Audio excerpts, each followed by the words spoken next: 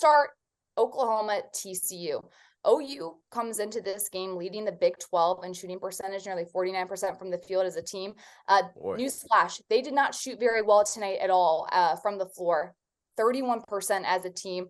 Tio, what did you take away from TCU's defense? You know what? The dangerous thing about TCU is if they are getting stops, they're the fastest team. I said this the other day, Megan. I said it, Tyler. Mike Miles is the fastest guy I've seen with the basketball since Ty Lawson. Wow. And that's saying a lot. And I don't know how you kept up with the guy, T, but he was one of the fastest guys I've ever seen. Like, we tried to press, you could forget it. Ty was gone. And that's when Wayne would get all those because he just had to go down there and wait in the corner. And then Wayne Ellington would have like 35 against us every time because he was just down there just catch and shoot. It was easy for him. No, but it's a TCU team that they have weapons, guys. But when they're guarding, I mean, Milos Uzan, who was a big-time player coming out of high school, big-time freshman, he goes 1 of 10. Grant Sherfield, who's been one of the biggest surprises in the Big 12, he goes 2 for 11 for 5 points, and he's been a significant contributor for them all season long. I want to say he's up at around 16, 17 points a game. He's been that good for this Sooners team. But whenever he's not on, you can forget about it. There's just not a whole lot of athleticism on that Sooners roster. And whenever you're playing a team like TCU, who can get out and run that fast, and they have multiple ball handlers and guys who can initiate the break, that's when they're extremely dangerous. And North Carolina's up 3 with a huge free throw.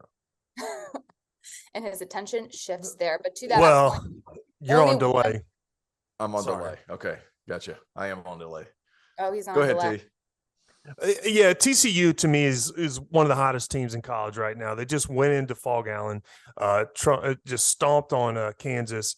They're rolling, and like T.O. said, they're the fastest team in college basketball. And they get out, they run, they're fun to watch, and they've kind of been flying under the radar because I think the Big 12 is so loaded and such a gauntlet that they're going to catch some L's, but right now they're rolling and they're getting some good wins. So, it's just Oklahoma couldn't keep up with their athleticism. Talk about big wins. They beat Kansas State. They beat Kansas on the road, and they just beat Oklahoma. So for them to pull away with 3 of the last 4 wins is massive, just to build some momentum. And especially in the Big 12, we talk about how important it is to peak, not necessarily in December. You want to make sure you're starting to peak February into March. Where do you see TCU right now in regards to their status in the Big 12 conference standings? Sweet Lord, who knows? Like, that conference, it's what the ACC used to be. Like, it is every night that there's something happening. And there's only 10, there are only 10 teams, so you only get 18 conference games, and they're not easy. Even, you look at the bottom of that conference, Texas Tech is 0-7. Who would have thunk it at the beginning of the season that would have been the case? West Virginia is coached by Bob Huggins, that was just inducted in the Hall of Fame. Who would have thought they would be 1-6? So, it's tough to predict where they're going to be, especially in this league. But at the same time, why wouldn't you pick them towards the top? Because what wins more than anything else in college basketball? Guard play, right? And if you have strong guards and guys that can create for themselves and guys that can create in the half court, you're going to give yourself a chance as long as you defend. When TCU does defend, and they're fully capable, they're the number 10 defense in the country. When they defend, I don't know how you beat them. That being said, when Baylor's guards play well, I don't know how you beat him. When Kansas' Jalen Wilson goes nuts, I don't know how you beat Kansas. It's something every day. I realize Kansas is on skid before the entire chat comes at me. I get it. But they're the top 6 of that Big 12 conference. You could finish 1-6. You're going to the tournament. You could just as easily make an Elite 8. That's how good that league is. Yeah, I'm with you on this. I think TCU, I think they could, especially now that Kansas, who I thought would, kind of win I predicted them to win the Big 12, and, they've taken 3 losses in a row. I think TCU could be a team that slides in there and, give the Big 12 a run and maybe come out on top. But it's so tough to predict right now. And Megan, you are right. You want to play your best basketball late March, early April. That's when you get the championship.